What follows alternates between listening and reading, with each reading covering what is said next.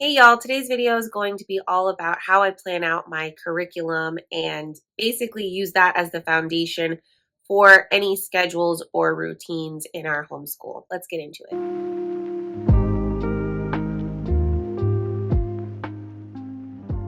First of all, welcome back to the channel. If you're new here, my name is Kayla. I'm really glad you found my channel. I'm a second generation homeschool mom to 4 girls. We just started our 7th year of homeschooling. I currently have a 5th grader, a 2nd grader, a toddler doing like some taught school activities, and I have a 5-month-old baby. As you can imagine, life is pretty hectic, pretty crazy around here. So I really have to try my best to stay as organized and as intentional with our homeschooling as I possibly can to keep us all on the right track, to keep our momentum going, to make sure that we are reaching our goals for the year. I have a whole playlist for like planning and scheduling and all of that good stuff. So if you are interested and want some more ideas or want to see what we've done over the years, go ahead and check out that playlist. I'll be sure to put it in the description box below. I really feel like for each of us, it just takes some time and some experimenting to see what kind of schedule or routine works best for our family and for our homeschool. So I definitely wouldn't recommend trying to copy or mimic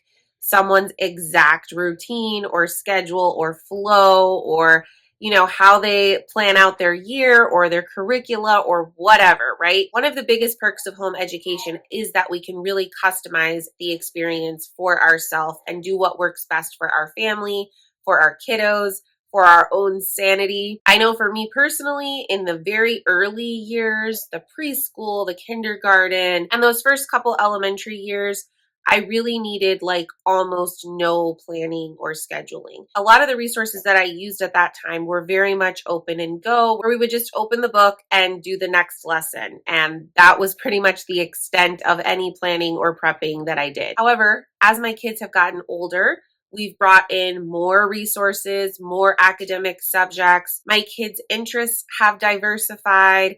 And our time has become so much more valuable because there are more things that we want to learn and do and cover in our homeschool than we actually have hours in the day most of the time. So it's become much more essential for me to plan out things in advance to make sure that we're checking the boxes, especially in the subject areas that are, in my opinion, very critical and foundational, things like math and language arts. So it's become much more essential for me personally to plan things out and have a slightly more strict schedule or routine to our week. I feel like each year we get a little bit stricter with our schedule, and this year is definitely no exception. It's the first time that I'm actually putting time limits on different subject areas in our day. So I'm saying like, okay, we are not going to go over 45 minutes for math, and we're not going to go over 45 minutes for language arts, etc., etc. You may also be one of those homeschoolers that realizes that you actually don't need as much planning and advanced prepping and scheduling as you thought you did. Some families do perfectly fine with almost no plan.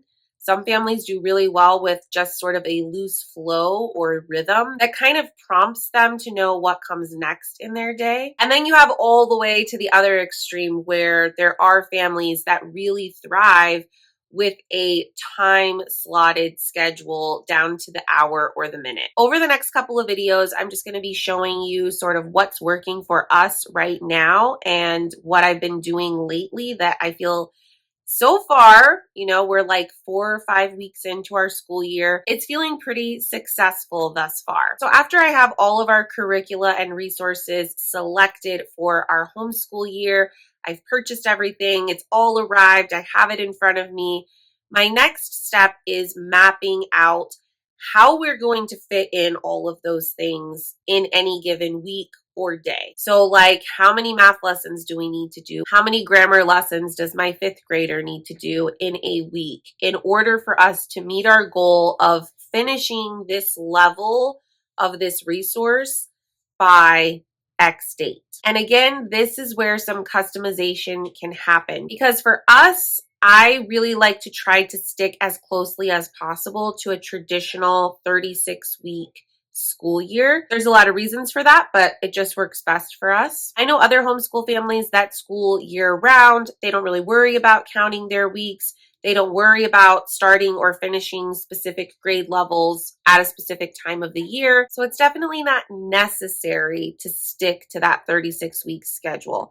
I also know homeschool families that are like, you know what, we feel really comfortable schooling 40 weeks out of the year or 45 weeks out of the year. We like to give ourselves some more time, some more cushion and margins. Whatever works for you, that is exactly what you should be doing.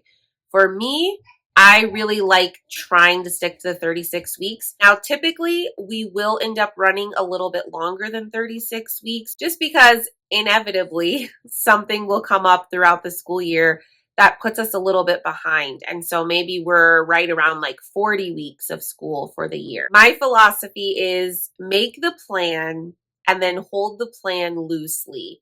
So it's not going to totally break me if we end up running longer, if we end up needing an extra month of school. It is not the end of the world, but I prefer to have that 36-week mindset just to sort of keep me focused. It's kind of like my blinders and my guardrails, and it just keeps me chugging forward. One of the tools that I use to sort of map out our curricula, how frequently we need to do lessons in any particular resource or subject area, and then also just keep track of our progress throughout the year is with these curriculum progress charts that are built into my School Nest planner. I find these progress charts to be incredibly helpful and also very motivating for me just to visually see where our progress is. So I'm going to go ahead and flip you around and show you how I set these up and how I do a little bit of math to plan out our curricula and our lessons and make sure that we're touching all the things as often as we need to reach our goal. So with most curriculum, when you go to the table of contents, it will just have the number of lessons. Like All About Spelling, level 1, has 25 lessons. All About Reading, level 3, has 54 lessons. So I don't have to put much thought into that. But there are certain resources and curricula that I use that are not mapped out clearly, or they're not mapped out in the way that I use them. For example, Beowulf's grammar, I don't use it as scheduled. They have it scheduled out to where you can complete the entire grammar program in 1 year. If you follow their schedule, you'll finish all 4 workbooks in 1 school year. That's touching grammar every single day and usually doing multiple pages a day. We don't have time for that in our schedule. My preference is to touch grammar once or twice a week and to divide up the program for my second grader into each workbook. So last year, in first grade, she did workbook 1. This year in second grade, she's doing workbook 2. So that means that it's not as easy to track how many lessons we need to do per week to actually complete all of book 2 in 36 weeks. So I actually counted out the number of pages, activity pages, that are in book 2. And it was 95 pages. So then I can go ahead and say, okay, I have 95 pages. What is that divided by 36 weeks? And you get about 2.5 pages or 3 pages per week in order to complete all of that in 36 weeks.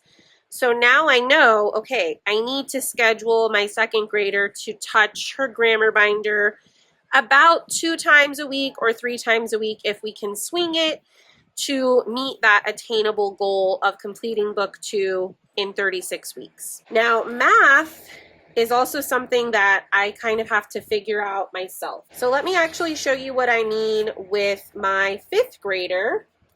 Since I was about to mark these pages, I'll go ahead and just show you how I do it. So I have my teacher's guide for her first semester and my teacher's guide for her second semester.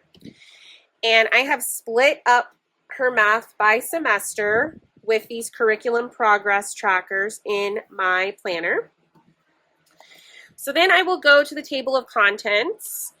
In the teacher's guide, your lessons are numbered, but unfortunately they're not numbered in a traditional school sense where it's like week 1 through 36.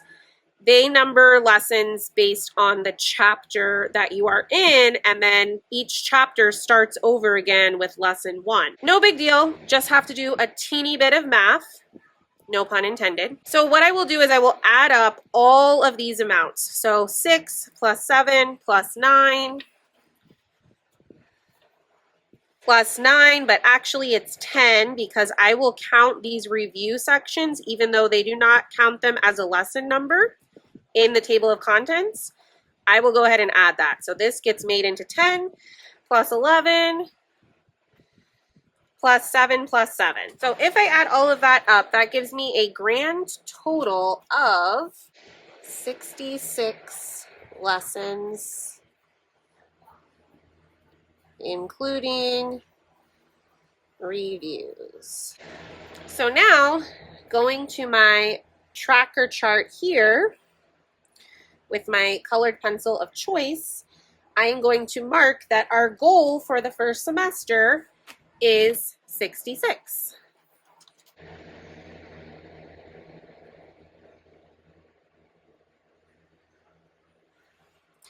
And you can see that I've already done that over here for my second grader. I did the exact same process.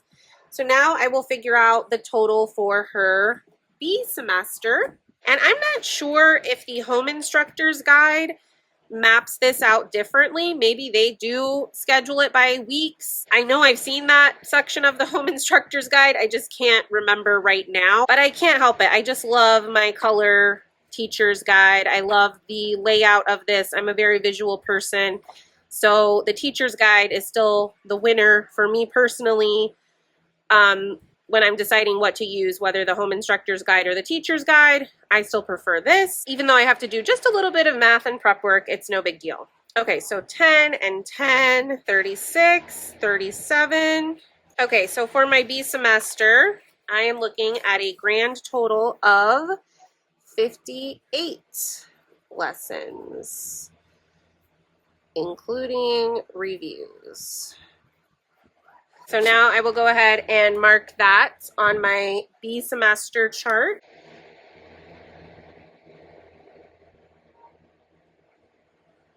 And now I have two options. I can plan this out one semester at a time, 18 weeks to complete 66 lessons. How many lessons do I need to do per week?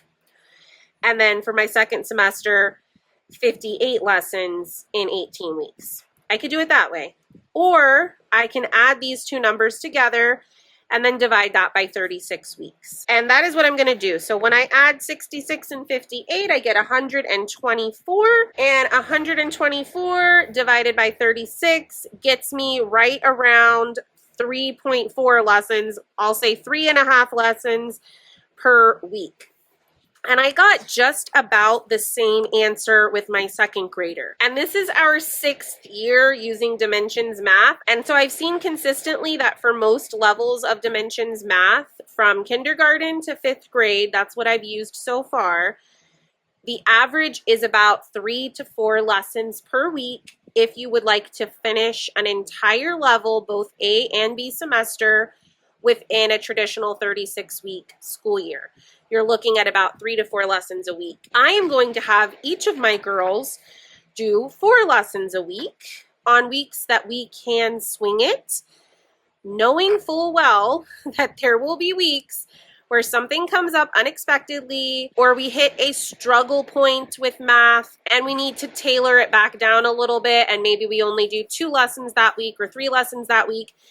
If I consistently do 4 lessons per week as often as I can, especially at the start of our year, start us off really strong, then I am very sure when those unexpected things come up, it's not going to set us back too far. We will already be slightly ahead of the game. That is what I plan on doing. 4 lessons of math for my 5th grader and my 2nd grader. So they'll be doing math Monday, Tuesday, Wednesday, Thursday. We still do school on Friday, but I try to make it more of our enrichment stuff. This will be another year of that same method, that same schedule, working out nicely for us. I really hope that you found this video to be helpful and of value to you. If you did, please consider giving it a big thumbs up. As always, I am open to all of your questions and thoughts down in the comments below, or alternatively, you can always message me on Instagram. In my next video, I'm going to take you along behind the scenes and show you how I set up